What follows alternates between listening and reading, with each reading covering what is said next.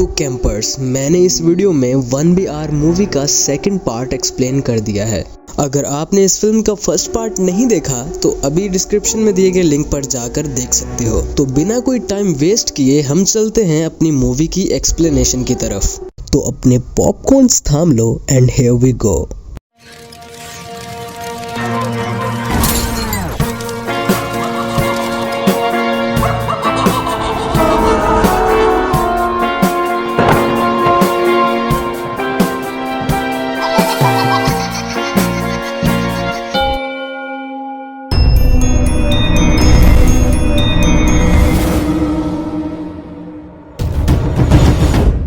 अब आखिर सारा उस कमरे से बाहर आ जाती है। यहाँ से उसे एक और कमरे में लेकर जाया जाता है जहाँ सारा को लाई डिटेक्टर पर उसके कुछ सीक्रेट्स पूछे जाते हैं, लेकिन सारा अपने सीक्रेट्स नहीं बता पाती, जिस पर जेरी उसे वही बुक पढ़ने के लिए देता है जो कि समथिंग लाइक कम्युनिटी डेवलपमेंट के बारे में थी। सारा अब वो बुक पढ़ने लगती है और वो लोग उस पर नजर रखे हुए थे। यहाँ सारा देखती है कि ये बुक किसी चार्ल्स एलरबी नामी डॉक्टर ने लिखी थी। कुछ दिनों बाद वो फिर सारा से उसके सीक्रेट्स के बारे में पूछते हैं, जैसा कि वो अपने फादर के साथ नाराज क्यों है, जिस पर सारा बताती है कि बचपन में उसने अपने फादर को अपनी नर्स के साथ उसकी माँ को चीट करते हुए पकड़ा था।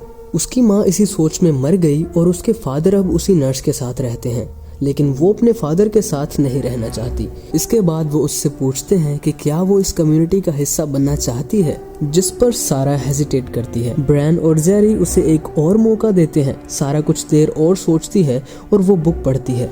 सारा इस कम्युनिटी के बारे में थोड़ी और मालूमात लेती है। दोस्तों, हम देखते हैं कि यहाँ तक के बच्चों को भी वही किताब पढ़ाई जा रही होती है जो कि कम्युनिटी डेवलपमेंट के बारे में थी। और तो और बच्चों को डॉक्टर चार्ल्स एलरबी के पुराने टीवी इंटरव्यूज भी दिखाए जा रहे होते हैं। दोस्तों, इस कम्युनिटी की 4 फाउंडेशंस होती हैं। पहली सेल्फलेसनेस, दूसरी ओपननेस, तीसरी एक्सेप्टेंस और चौथी सिक्योरिटी। और कम्युनिटी को ये सब रूल्स जबरदस्ती फॉलो करवाए जा रहे थे। दोस्तों, अब सारा आहिस्ता आहिस्ता इस कम्युनिटी को एक्सेप्ट करने लगती है। वो सारा का फिर से इंटरव्यू करते हैं जिसमें सारा से पूछा जाता है कि क्या वो इस कम्युनिटी का हिस्सा बनना चाहती है, जिस पर वो हाँ कहती है। अब सारा भी देखती है कि ये कम्युनिटी कैसे काम करती है। वो कम्युनिटी के हर मेंबर के ऊपर नजर रखे हुए थे, इवन कि उनकी नजर टॉयलेट तक भी जाती थी। सारा को इस सिक्योरिटी रूम में भी एक कैमरा नजर आता है जिसके बारे में वो ब्रैन से पूछती है कि उन्हें कौन देख रहा है, जिस पर ब्रैन कहता है कि उन्हें ये जानने की जरूरत नहीं।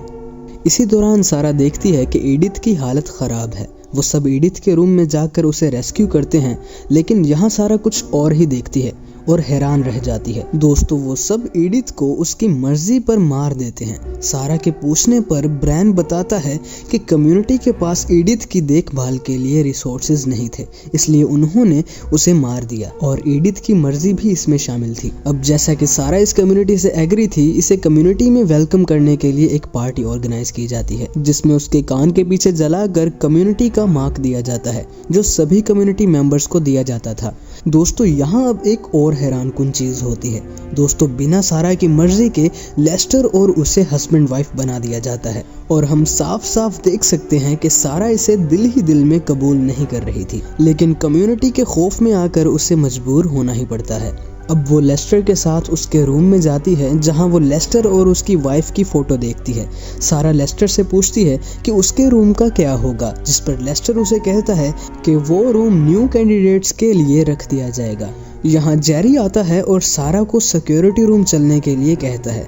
दरअसल सारा के फादर उसे ढूंढते हुए यहाँ आ चुके थे और वो सारा से मिलना चाहते थे। जेरी उससे कहता है कि उसे अब इस सिचुएशन को खुद हैंडल करना होगा। सारा का रूम फिर से सेट किया जाता है और सारा यहाँ अपनी सिलाई मशीन देखकर अपसेट हो जाती है। सारा के फादर रूम में आते हैं तो रो रो कर सारा को अपने साथ चलने की भीख मांगते हैं, जिस पर सारा अपने फादर को गले लगा लेती है और रोने लगती है। लेकिन जब वो देखती है कि ब्रैन उसके फादर को चाकू से अटैक करने वाला है तो वो एकदम से अपने फादर पर चिल्लाने लगती है और उन्हें यहाँ से चले जाने को बोलती है। उसके फादर उसकी इस बदतमीजी पर उसे स्लैप करके वहाँ से चले जाते हैं। अपने फादर के जाने के बाद सारा फिर से लेस्टर के रूम में चली जाती है जहाँ लेस्टर काफी परेशानी में बैठा था। लेस्टर सारा को बताता है कि जब वो भी यहाँ नया आया था तो पहले 5 साल वो काफी दुखी रहा था और यही सोचा करता था कि वो यहाँ से भाग जाए या अपनी जान ले ले। मगर फिर उससे उसकी वाइफ मिल गई जिसने ये सब कबूल करवाने में उसकी मदद की। सारा लेस्टर के पास बैठकर उसका हाथ थामकर उसे सपोर्ट करती है। अब हम देखते हैं कि कम्युनिटी फिर से रूम की वैकेंसी का इश्तिहार लगाती है और काफी लोग वहाँ रूम लेने के लिए आते हैं और इस दफा इस इवेंट को सारा भी कंट्रोल कर रही थी। दोस्तों, इसी इवेंट में सारा की दोस्त लिजा भी यहाँ रूम लेने के लिए पहुँचती है और वो रूम के लिए सेलेक्ट भी हो जाती है। अब सारा भी अपनी दोस्त के साथ वही होता हुआ देख रही थी जो उसके साथ हो चुका था। सारा जेरी से पूछती है कि उसने उसकी दोस्त लिजा को ही क्यों सेलेक्ट किया, जिस पर वो कहता है कि उसकी पर्सनैलिटी प्रोफाइल सारा के साथ मैच कर रही थी और जैसे कि सारा उसकी दोस्त है तो वो उसे इस सारे प्रोसेस को आसान करने में मदद कर सकती है जो कि उसके साथ होने जा रहा था। दोस्तों, हम देखते हैं कि लिजा को भी वही पनिशमेंट दी जाती है, यानी कि दीवार के साथ खड़ा किया जाता है। लेकिन लिजा काफी रेजिस्ट कर रही थी और वो ब्रैन के कान को जख्मी भी कर देती है। जेरी सारा को उसे हैंडल करने के लिए भेजता है। सारा लिजा को कन्विंस करने की कोशिश करती है लेकिन लिजा उसे कहती है कि वो पागल हो चुकी है और उन लोगों ने उसका ब्रेन वॉश कर दिया है। ये कहते हुए वो सारा को चोट पहुंचाकर उस रूम से भागती है लेकिन जेरी उसे पकड़ लेता है और बेहोश कर देता है। वो अपने केस में से एक स्क्रू ड्राइवर और एक हथौड़ी निकालता है और उसके कान को जख्मी करने लगता है।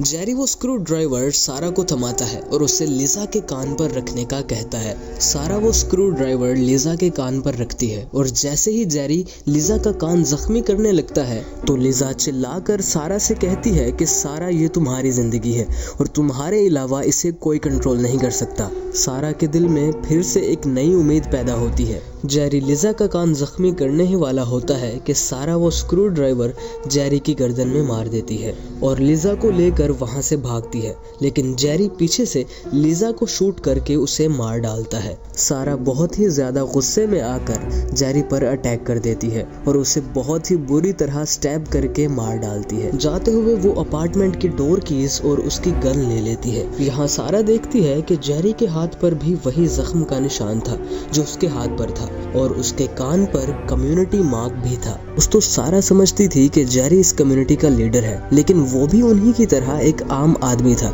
जो कि उस कम्युनिटी का मेंबर था और उसके जिस्म पर बने निशान बता रहे थे कि वो भी उन्हीं प्रोसेस से गुजर चुका था जिससे सारा गुजरी थी। सारा वहां से भागने की कोशिश करती है लेकिन सभी कम्युनिटी मेंबर्स उसे घेर लेते हैं। यहाँ ब्रैन पहुंचता है और सारा को यहाँ से ना भागने के लिए कन्विंस करने की कोशिश करता है। सारा ब्रैन से कहती है कि उसने इस कम्युनिटी के लीडर जेरी को मार डाला है, अब तो वो उसे वहां से जाने दें। लेकिन ब्रैन कहता है कि जेरी इस कम्युनिटी का कोई लीडर नहीं था बल्कि वो भी एक आम मेंबर ही था। वो मजीद कहता है कि इस कम्युनिटी का कोई लीडर नहीं है, इस कम्युनिटी के सभी मेंबर्स मिलकर इस कम्युनिटी को चला रहे हैं और अगर इस कम्युनिटी का कोई लीडर है तो वो है चार्ल्स एलआरबी की कुछ थ्योरीज। ब्रैन सारा को समझाने की कोशिश करता है लेकिन सारा ब्रैन को भी शूट करके मार डालती है, जिसके बाद सारा वहां से भागती है लेकिन वो कम्युनिटी मेंबर्स उसे दरवाजे पर ही रोक लेते हैं। सारा वहां से निकलने की बहुत कोशिश करती है लेकिन वो कमजोर पड़ने लगती है। यहाँ लेस्टर सारा की मदद करता है और उन कम्युनिटी मेंबर्स को उससे दूर करता है और सारा वहां से निकलकर भाग जाती है और हम देखते हैं कि दरवाजे के पीछे लेस्टर खुद को ही शूट कर लेता है और इस दर्दनाक जिंदगी से आजाद हो जाता है। सारा फाइनली उस बिल्डिंग से बाहर थी और वो सुकून का सांस लेती है।